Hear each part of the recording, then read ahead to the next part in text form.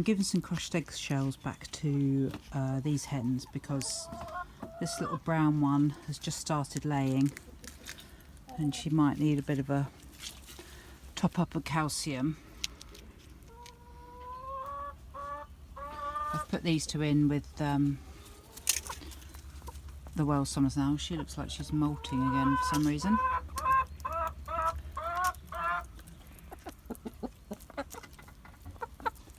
There is calcium in the layers pellets, but the not really sort of enough to keep them going, especially once they're kind of, you know, when they're starting out or in full lay. So I usually bake the eggshells, but I haven't gotten around to doing that because I don't have that many eggs at the moment.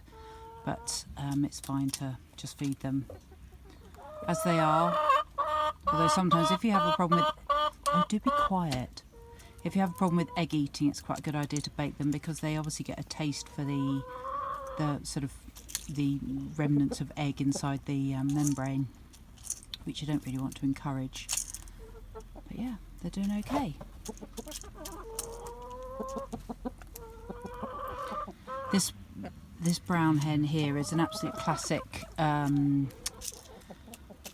Rhode Island cross light Sussex. She's got the sort of light Sussex speckles on her neck and her tail. That is a beautiful brown colour. She looks like one of those kind of farmyard hens, which when you see the brown hens on the sort of commercial units, that's kind of basically what that cross is. And this one's a Welsh Summer, and those two there are the leg bars, cream leg bars.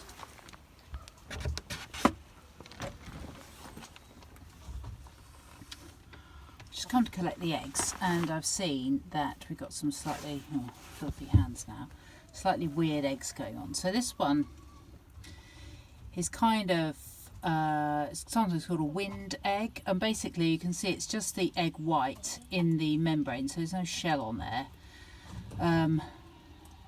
And so this is kind of like a bit of a misfire. We've then got this egg here, which, oh, it's got a little crack in it there. You can see it's got a bit of shell on it. You see it? So it's kind of slightly calcified, and I'm not sure if this one will have a yolk in it. It looks like it has. I'll give it the dog in a minute, he'll be thrilled. And then this one is obviously your regular egg.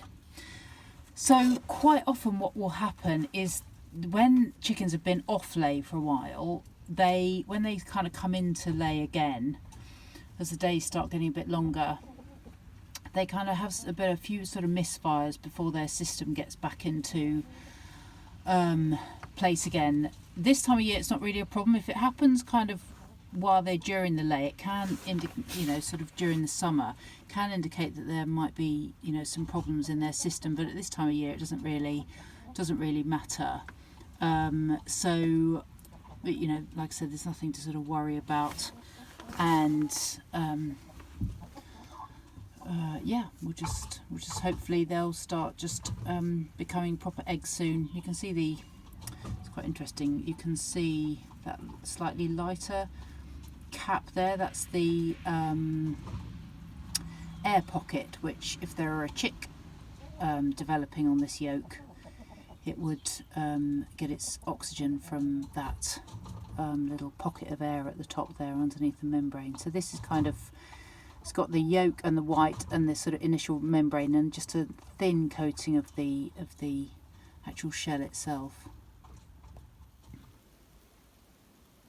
If you're interested in how eggs are made, I've got this diagram here which just shows how the egg actually forms within the hen's sort of reproductive tract. And yeah, it's a fascinating process. This is a really good book actually. I've got a number of kind of chicken like manuals, if you like, but this one's really good. Those of you who know I'm a beekeeper, one of my favourite beekeeping books is actually not so much about beekeeping but more just about how bees work, and this is kind of the same equivalent, I suppose, with chickens, because it just goes as the name suggests, it's a natural history.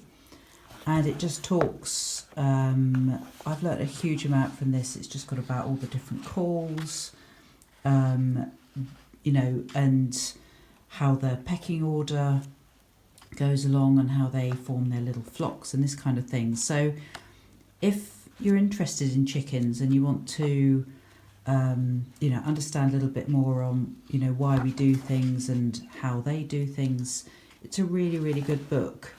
And as I said, it's quite interesting to see how chickens actually work as a bird and as a species, and what they need in order to be happy and healthy.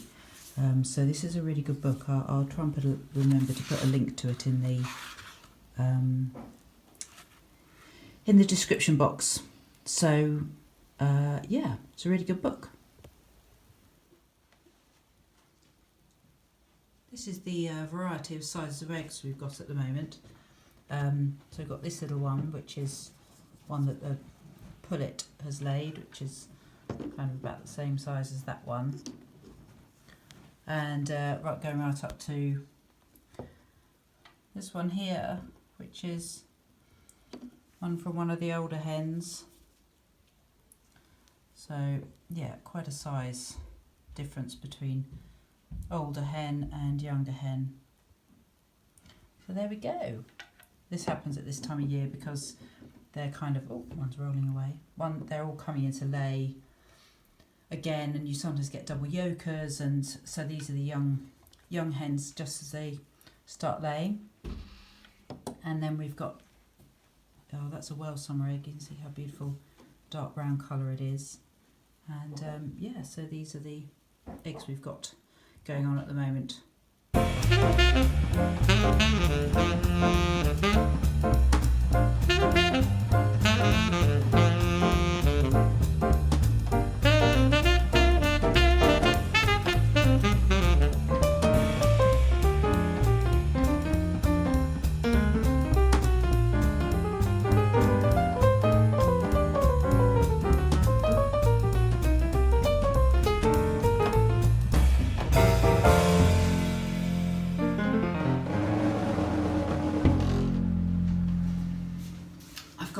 Zoom bee course tomorrow, and in true wayward bee style I thought I'd better make a cake, just because it kind of stops it being a sort of dusty, dry presentation, and hopefully makes it a little bit more community oriented, which is something I always like to promote with my courses. So I'm going to make a parsnip and ginger cake, which I got from a recipe online. It was one of those ones which I was reading and I thought, oh, this is a little bit weird, which sometimes happens with American recipes, I find. Anyway, so in my usual way, I've sort of adapted it a little bit to suit what I've got and to suit what I think I'll like. So yeah, basically it's a bit, I mean, obviously parsnips, carrots, beetroots, you can kind of put them into cakes and they all add a sort of certain sweetness and slight sort of earthy texture, which I like.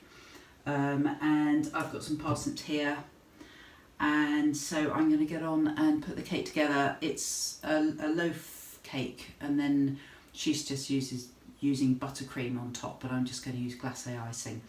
And I've got some crystallised ginger here, which probably needs using up. And so I'm going to go and get on and weigh out the ingredients. She uses vegetable oil. I'm going to use butter just because I've not got very much vegetable oil and I've got quite a lot of butter. So those of you familiar with my baking will know that I'm very much sort of use what you've got rather than have to go out, and certainly at this time with the restrictions, I think being able to adapt your recipes is wise, just given that we don't want to be exposing ourselves to any unnecessary supermarket shopping. So I'm going to use, hers being an American recipe, is all in ounces actually rather than cups. Not how much do I need? Right, okay, so 150 grams of butter. So she's using ounces, so I've just converted it. I'm going to be writing up the recipe and putting it on my website, wayward-bee.com. So if you want to pick up the recipe, I'll put a link to it so you can go and see what I've done. So there we go. Let's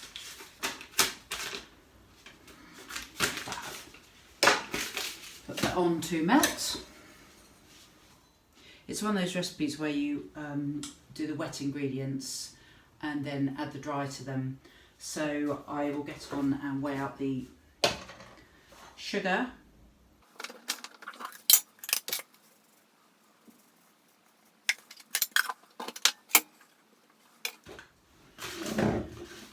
And I also need the 2 eggs in here.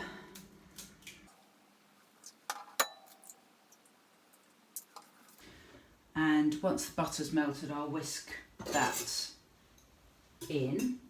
Oh, clunk. I'm going to get on and weigh out the flour.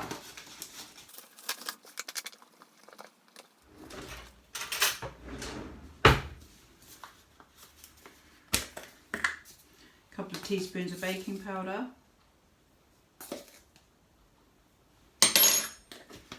And a teaspoon of ground ginger.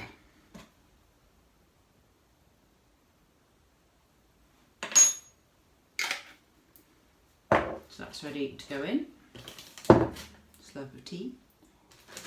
She uses stem ginger in syrup. I always get that muddled up. Stem ginger in syrup, but I've got crystallised ginger, so I'm just going to measure this out and then chop it up. So you add some of it to the batter and then keep some back to sprinkle on top of your buttercream, or in my case glacé icing. So that's that weighed out. I also need to grate the parsnips. Now I've got 3 here. They're organic, so I haven't peeled them. So I will just grate these. So I've topped and tailed them.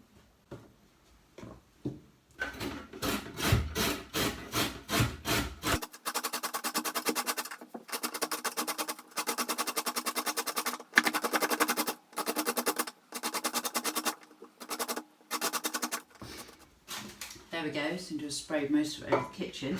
So, right, how's this butter doing? That's nearly there. So I will pop this to one side.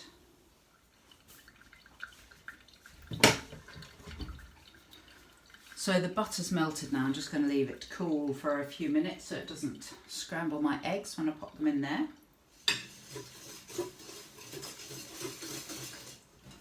Just going to pour the butter in very gently.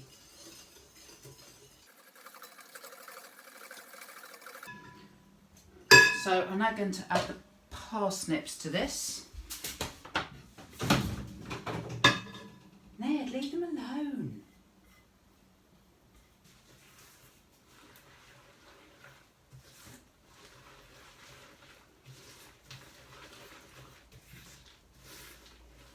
And 75 grams of the 100 grams of ginger. Looks about 75 grams, doesn't it? Mix that in. I'm going to put my oven on to, it's about 170 because it cooks quite a long time. So yeah, it cooks for about 50 to 70 minutes depending on what your oven is like. Now add the dry ingredients.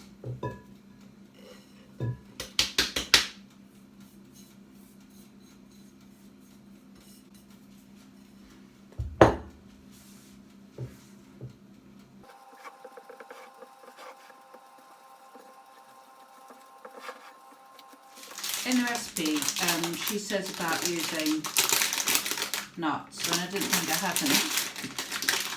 It looks like I do. So, in they go.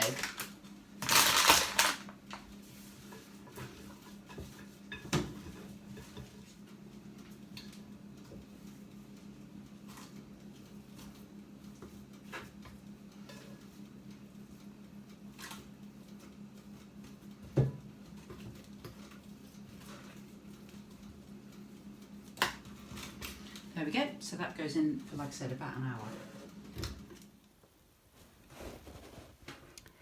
It took about an hour and 20 minutes, something like that, to be properly cooked. But I was using my mini oven, which, to be fair, isn't the most efficient thing to be using for this kind of cake. You see, it got slightly toasted on the top there, but that's fine. I'm now going to turn it out.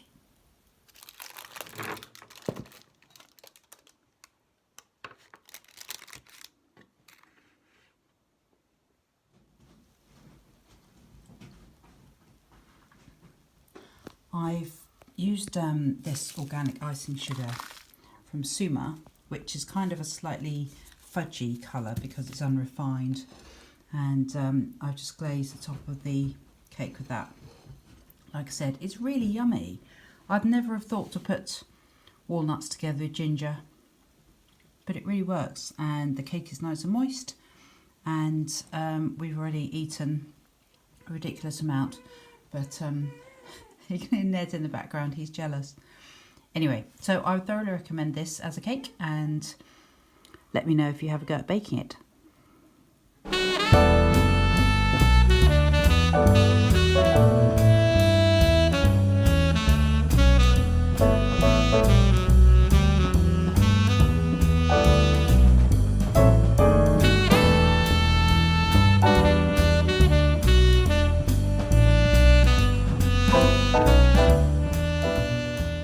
I need to sort out this border just because it's got on my roses. I'm going to sort out the climbing rose a little bit later when I've got a ladder and some help.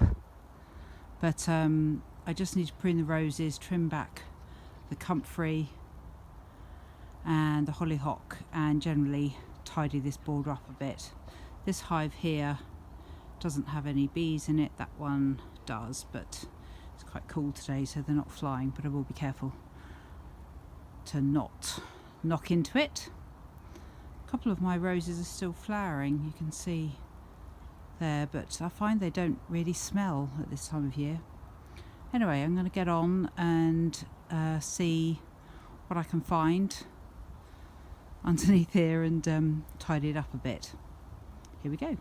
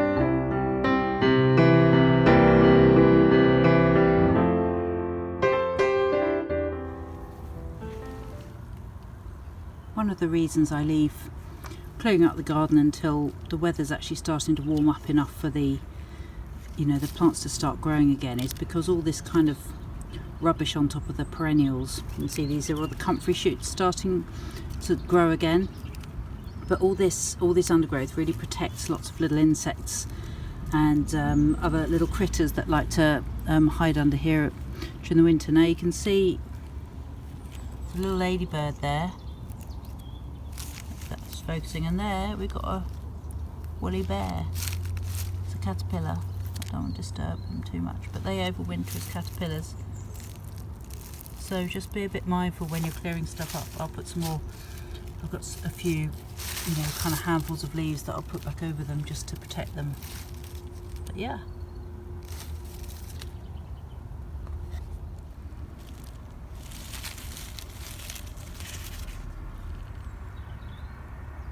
I think I've made a bit of a difference. Luckily I've got this huge wheelbarrow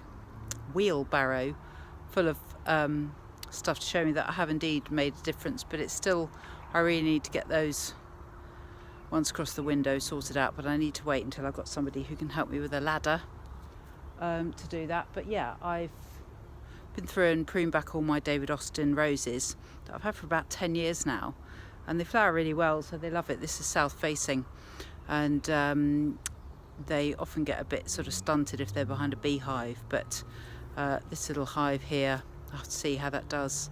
And like I said, this one's just kind of a storage thing really. So yeah, there we are. I might bring some of my pots of bulbs around here so that they can go outside the front door, which I think would be quite nice. But yes, I feel a certain sense of achievement, I must say.